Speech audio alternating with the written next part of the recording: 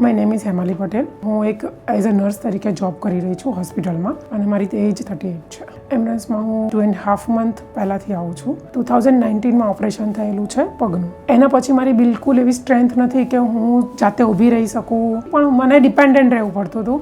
અને after ambulance join કર્યા પછી હું સેલ્ફ બધું કરી શકું છું. આ રીતના જે બેઠી છું એ પણ હું પહેલાં નથી બેસી શકતી.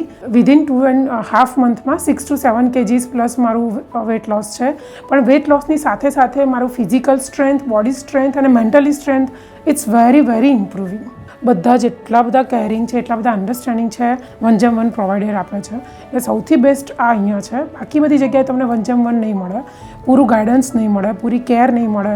કોમ્યુનિકેશન પણ એમની સાથે એટલું સારું છે ને, એમનું પોતાનું કામ કે આપણે એમને કહેવું જ ના પડે કે ભાઈ મને અત્યારે આ વસ્તુની જરૂર છે. આવી રીતનું તમારી એક માં કરી શકે કે જે તમને સમજી શકે અને એક એમ્બ્યુલન્સ સમજી શકે.